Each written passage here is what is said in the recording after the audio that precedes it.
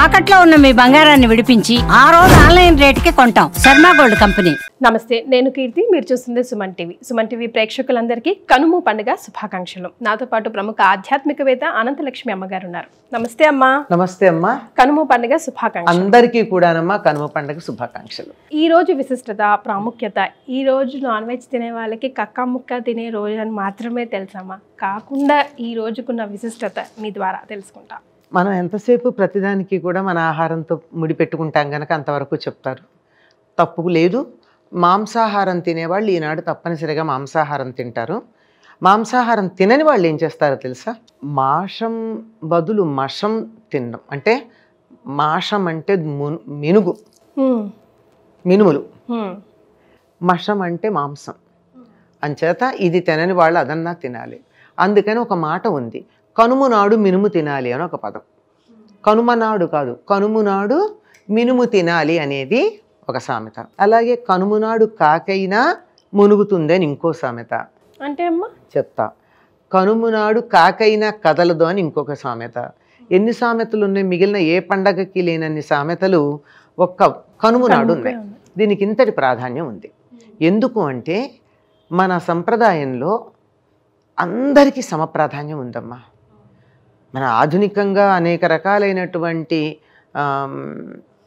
పేర్లు అనకూడదు కారణాలుగా సమాజాన్ని రకరకాలుగా విడదీసి వాళ్ళు గొప్పవాళ్ళు, వీళ్ళు చెడ్డవాళ్ళు, వీళ్ళు తక్కువ వాళ్ళు, ఈ తక్కువ వాళ్ళని ఎక్కువ వాళ్ళు అణగదొక్కారు, వాళ్ళకి ప్రాధాన్యం ఉంది, వీళ్ళకి ప్రాధాన్యం లేదు లాంటి సమాజాన్ని ధ్వంసం చేసే సిద్ధాంతాలు వచ్చాయి. ఇవన్నీ రాకముందు అందరికీ సమప్రాధాన్యం ఉండేది. అలాంటి ప్రాధాన్యం ఏమిటి అంటే కనుమ ప్రత్యేకంగా పొలాలలో పనిచేసే వ్యవసాయదారులకి, వ్యవసాయ కూలీలకి, వ్యవసాయంలో సహాయం చేసినటువంటి పశువులకి, వ్యవసాయంలో సహాయం చేసినటువంటి వస్తువులకి కూడా పండగ. అంటే మనకి రైతు ఎంత ప్రధానమో వ్యవసాయ కూలీ అంత ప్రధానం, వ్యవసాయంలో సహాయం చేసిన పశువులు అంత ప్రధానం.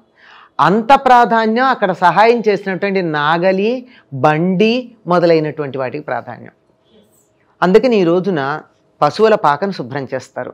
పాలేర్లని పూర్వకాలం పూర్తిగా ఇళ్లల్లో ఉండేవాళ్ళు. ఈ రోజుల్లో లాగా 10 to 5 జాబ్స్ కాదు అవి. పూర్తిగా ఇక్కడే ఉండేవాళ్ళు. రాత్రి ఇంటికి వెళ్ళి పడుకునేవారు, లేకపోతే ఇక్కడే తినేవాళ్ళు, ఇక్కడే సమస్తం ఉండేది. అందుకని పాలేరు కానాడు ఇక్కడే తలంటి పోసుకోమని వేడి నీళ్ళు ఇచ్చి, కుంకుడుకాయలు ఇచ్చి వాడిని తలంటి పోసుకోమని, వీళ్ళందరూ తలంట్లు అయిన తర్వాత సహాయం చేస్తాడుగా, అయ్యాక వాడికి కొత్త బట్టలు ఇచ్చి, మాంసాహారం తినేవాళ్ళేమో ఇక్కడే భోజనం తినమంటారు, మాంసాహారం తినని వాళ్ళు మీ ఇంటికి వెళ్ళి తిన్నాయినా అంటారు. ఎందుకంటే వీళ్ళ ఇళ్లలో వండుకోరు కదా. ఈరోజు ప్రత్యేకంగా మాంసాహారం తినడం అలవాటు ఉంటుంది కనుక మా ఇంట్లో తినం కనుక నువ్వు మీ ఇంటికి వెళ్ళి తినమని చెప్తారు. ఆ రోజు వాడికి సెలవు. పూర్తిగా పశువులకంతా పండగ, పశు పాలకులకు కూడా పండగ. అంటే ఇవన్నీ పాలేరులు ఉన్న రోజుల్లో మాట చెప్తున్నాను. ఇప్పుడు పాలేరులు అలాంటి పదాలే లేవు, అసలు మనకి లేవు గనక ఇప్పుడు ఎక్కడుందండి అని చెప్పి గట్టిగా అంటే సమాధానం కూడా లేవు గనక. అందుకని ఈరోజు ప్రత్యేకంగా పశువులకు పండగ. అందుకే పశువుల శాలను శుభ్రం చేయడం, పశువుల్ని కడగడం, వాటి కొమ్ములకు రంగులేయడం, ఆవులు మొదలైనవి అయితే వాటికి పసుపు అవి రాయడం.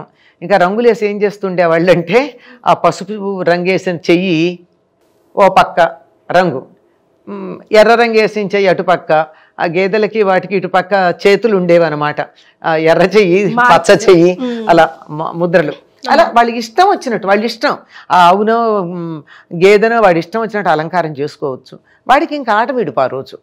ఇంకా అయిన తర్వాత పశువులకు కూడా వినోదం ఉండాలి కదా, వాటికి కూడా ఎడ్ల పందాలు, ఎడ్ల బళ్ళ పందాలు, తర్వాత పొటేళ్ల పందాలు, కోడి పందాలు, ఇవన్నీ కూడా పశువులకు కూడా వినోదాలు, పశువులతో వినోదాలు చక్కగా ఉంటూ ఉండేవి.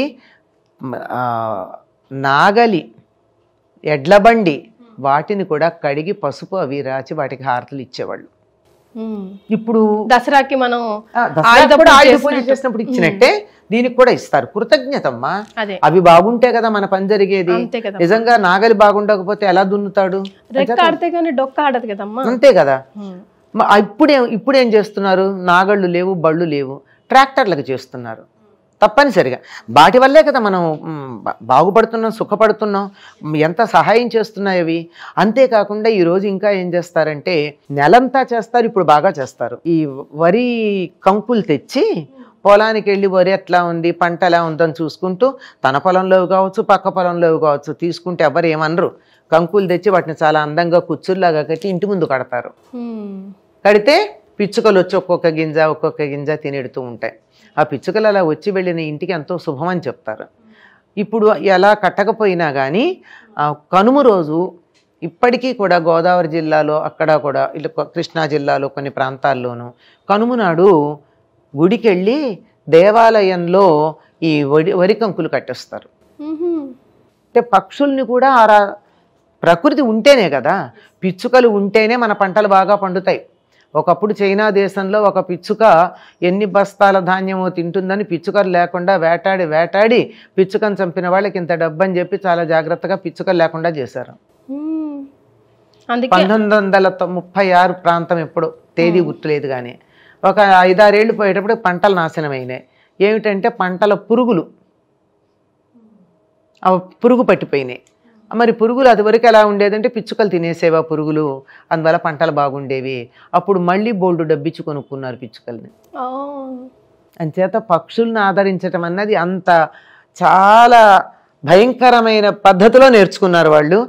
మన సంప్రదాయం పక్షుల్ని కూడా ఆదరించండరా. మీకు సాయం చేసినటువంటి ఆవుల్ని, గేదెల్ని, గొర్రెల్ని, కోళ్ళని వీటన్నిటినీ మర్యాద చేయండి, గౌరవించండి. వాటి పట్ల కూడా మర్యాద కలిగి ఉండాలని ఎంత బాగా చెప్పారు మనకి. వాటిని దైవస్వరూపాలుగా చెప్పడం ఉన్నది. ఇంత బాగా పశువుల పండగ, దీని అసలు కనుము అంటే పశువుల పండగ అంటారు. దాని పేరే పశువుల పండగ. ఈనాడు పశువులన్నిటికీ కూడా చాలా చక్కగా ఈ సందర్భంలోనే జంతువులన్నిటికీ పోటీలు ఇవాళ్లే పెడతారు, కోడి పందాలు కానీ ఇవన్నీ కూడా. అయితే మనం ఇప్పుడు కొంచెం బాధపడాల్సిన విషయం ఏమిటంటే ఈ కోడి పందాలు కొంచెం తీవ్ర స్థాయిలో ఉంటున్నాయి. కోళ్ళు చచ్చేదాకా ఉంటున్నాయి. కోళ్లే కాదు, మనుషుల తలలు తెగేదాకా కూడా వస్తున్నాయి కొన్ని చోట్ల. అది వికృతమైనటువంటి దేన్నైనా పాడు చేయడం మనిషికి చేతవు గనక దీన్ని కూడా పాడు చేశాడు. ఇలా కాకుండా చక్కగా ఆరోగ్యకరంగా వినోదకరంగా ఈ కోడి పందాలు కానీ, గొర్రె పొట్టేళ్ల పందాలు కానీ, ఎడ్ల పందాలు కానీ ఇక్కడి నుంచి మా ఊరి నుంచి విజయవాడ దాకా 20 మైళ్ళమ్మా. 20 మైళ్ళు అంటే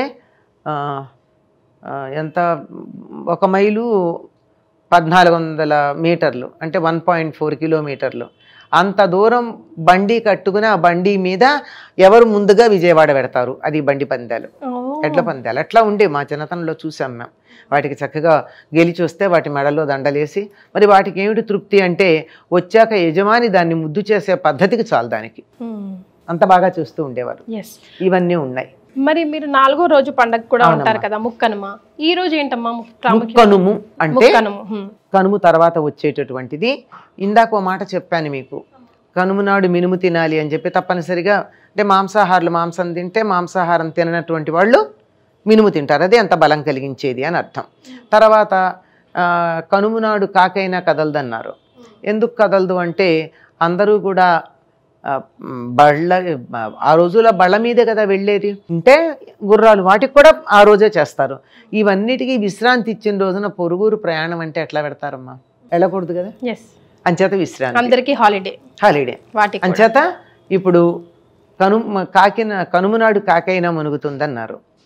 కొన్ని సంప్రదాయమైనటువంటి కుటుంబాల వాళ్ళు సంక్రాంతి నాడు పెద్దలకు పెట్టుకుంటే పితృదేవతలకి, మిగిలినటువంటి వాళ్ళందరూ ఈనాడు కనుమ నాడు పెద్దలకు పెట్టుకుంటారు. అందుకని తప్పనిసరిగా అందరూ తలస్నానం చేస్తారు. తలంటి పోసుకోరు. తలంటి అంటే నూనె పెట్టుకుని రుద్దుకోవడం శుభానికి చిహ్నం. ఇది శుభం కాదు, పితృదేవతలకు సంబంధించింది. అందుకని తలంటి స్నానం చేస్తారు. ఎప్పుడైతే ఇవి పని అయిపోతుందో తర్వాత రోజు ముక్కనుమన్నాం. ఇప్పటికీ సంక్రాంతి నాడు ఉత్తరాయణం వచ్చేసింది. ఈ అన్ని శుభకార్యాలు ఏదైనా మొదలు పెట్టుకోవాలంటే మొదలు పెట్టుకోవచ్చు. కనుక ముక్కనుమ నాడు అన్ని రకాల వ్రతాలు మొదలైనటువంటివన్నీ పెట్టుకుంటారు. ఆనాడు కూడా ఒకప్పుడు మా చిన్నతనంలో సెలవు ఉండేది ముక్కనుమ నాడు కూడా. అంటే ఇవాళ పని వాళ్ళందరూ రారు, పాలేళ్ళు, ఆవులు, గేదెలు వాటన్నిటికి కూడా విశ్రాంతే కదా. అవునమ్మా. ముక్కనుమ నాడు అన్నీ మొదలు పెట్టుకుంటాం గనక ఆనాడు నుంచి సావిత్రి గౌరీదేవి నోము అన్నది 16 రోజులు చేసుకుంటారమ్మా. చాలామంది 16 సంవత్సరాలు చేయాలి.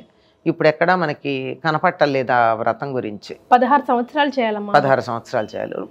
Every year once. ఈ ముక్కనుమ నాడు మొదలుపెట్టి 16 రోజులు చేస్తారు. ఇందులో ఒక ఐకమత్యం ఉంది. అమ్మా, ఊళ్ళో ఎంతమంది చేస్తే అంతమంది ఒకింట్లోనే చేయాలి, అందరిళ్లలో చేసుకోకూడదు. ఓ, ఎవరింట్లో చేయాలంటే ఎవరు ఎక్కువ సంవత్సరాలు చేస్తుంటే వాళ్ళ ఇంట్లో. ఓ, ఇప్పుడు ఒక 10 ఏళ్ళు చేసింది అనుకో ఒక ఆవిడ, మిగిలిన వాళ్ళందరూ ఆవిడింట్లో చేయాలి. 15 ఏళ్ళు చేసిన ఆవిడ ఉంటే వాళ్ళ ఇంట్లో చేయాలి, లేదా ఆవిడ ఎవరి దగ్గర చెప్తే అక్కడ. ముందు రోజు వెళ్ళి కుమ్మరి దగ్గరికి వెళ్ళి, ఇక్కడ మళ్ళీ కులం అని వేరే అర్థాలు తీసుకోకండి అమ్మా, పూర్వకాలం మాట చెప్తున్నాను. అప్పుడు తప్పనిసరిగా గ్రామంలో ఒక కుమ్మరి ఉండేవాడు, ఊళ్ళో వాళ్ళగా కుండల అవసరాలు తీర్చడానికి. అది వృత్తి అంతే, వృత్తి, వేరే కులం అని అనుకోవద్దు. అక్కడికి వెళ్ళి అతడికి చక్కగా బట్టలు అవి ఇచ్చి, దక్షిణ ఇచ్చి, తాంబూలం ఇచ్చి, అక్కడి నుంచి అమ్మవారి బొమ్మ తెచ్చుకుంటారు. అంటే ఎంత గౌరవించారు చూడండి. తీసుకొచ్చి ఆ ఇంట్లో పెట్టి 16 రోజులు ఆ ఊళ్ళో వాళ్ళందరూ కలిసి చేస్తారు. ఇది పద్ధతి అమ్మ. ప్రతి చోట కూడా అన్ని వృత్తుల వారికి సమానమైన గౌరవం ఇచ్చేటటువంటి పద్ధతి మన ప్రాచీన సంప్రదాయంలో ఉండేది, తర్వాత కాలంలో పోయింది. అందువల్ల మనం సమాజంలో రకరకాలైనటువంటి సమస్యలు వచ్చాయి. కానీ మరి వెళ్ళి అక్కడికి వెళ్ళి బొమ్మ తెచ్చుకోవడానికి వెళ్ళి కుమ్మరిసారికి దండం పెట్టి, ఆ కుమ్మరికి బట్టలు పెట్టి తాంబూలం ఇచ్చి తెచ్చుకున్నారంటే గౌరవించారా కాదా? డబ్బు తర్వాత మాట, గౌరవం ప్రధానం. ఆ గౌరవం ఇచ్చి తెచ్చుకోవడం ఉంది. ఇలాంటివన్నీ మనకి మన పండగల్లో, వ్రతాల్లో అన్నిట్లో కూడా ఈ సర్వ మానవ సౌభ్రాతృత్వం అనే దానికన్నా మించి సర్వజీవ సమానత్వం అనేది కనపడుతుంది. ముఖ్యంగా ఈ 3 రోజు పండుగల్లో మనం నేర్చుకోవాల్సింది అదే కదమ్మా. అంతేనా? చాలా సంతోషమమ్మా. మరొకసారి కనుమ పండుగ శుభాకాంక్షలు అందరికీ కూడానమ్మా. అందరికీ అంటే మనుషులకే కాదు, జంతువులకి, ప్రకృతికి అన్నిటికీ కూడా క్షేమం ఉండాలి. అవి బాగుంటేనే మనం బాగుంటాం గనక సర్వే జనా కాదు, సర్వే జీవా సుఖినో భవంతు అని అనుకుందాం. చాలా సంతోషమమ్మా. ధన్యవాదాలు.